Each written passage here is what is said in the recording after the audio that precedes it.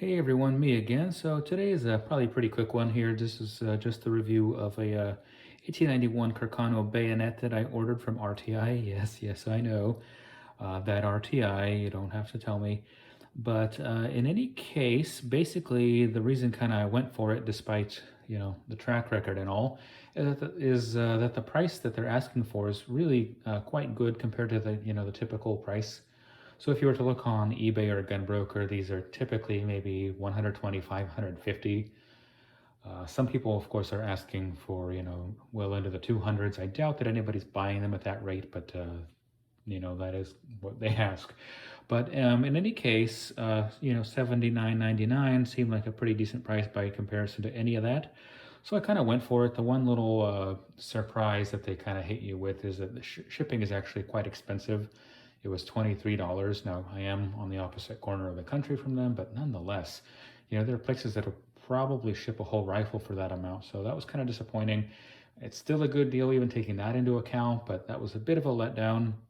But they did pack it reasonably well. I'll show some footage as to kind of how it looked. So they had it, thoroughly wrapped in bubble wrap, and then the blade was covered in cardboard. So they did take measures to keep it from getting damaged in shipping, and nothing was like sticking out of the box or anything like that when it arrived. So credit where that's due, it's all right.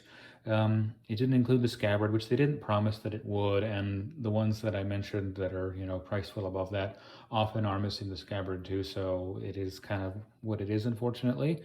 So having kind of gone through all that, let's take a closer look at what we have here.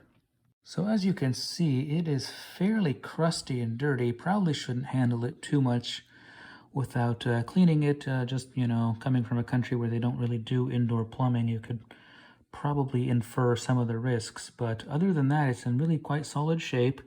There's, no chips out of the blade, nothing significant. It's not bent, always a plus. The edge is just slightly sharp, not enough to like actually cut yourself with, but sharper than I typically see bayonets. I don't know if that's original to the factory or if that was done in Ethiopia.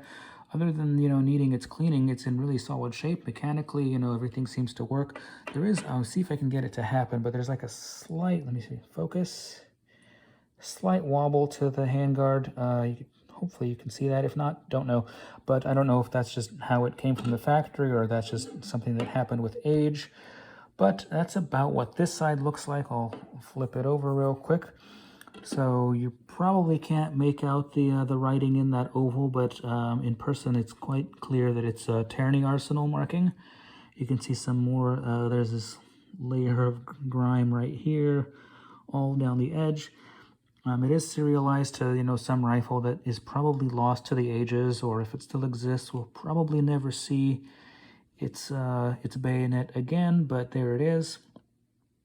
And so that's one thing to note, is that basically Carcanos are not very heavily serialized as far as their parts go, so there's quite a few things you can swap out and replace without creating an obvious mismatch, but a bayonet isn't one of those things. So if you're hoping that, you can complete your Carcano loadout and, get a bayonet and have it, not be obvious that it isn't original to the gun, unfortunately, you're out of luck in that regard. But other than that, really, I have no complaints. It's in solid shape. It's needs its cleaning, obviously, but it locks on, it fits, no terrible damage or anything like that. So let's go ahead and cut to how it actually looks on the gun. Okay, so this is about how it looks, as you can see, because the 1891 bayonet, the lugs are the same as on the full-length rifle as on the 9128, I believe the 9124 as well. It should fit any of those.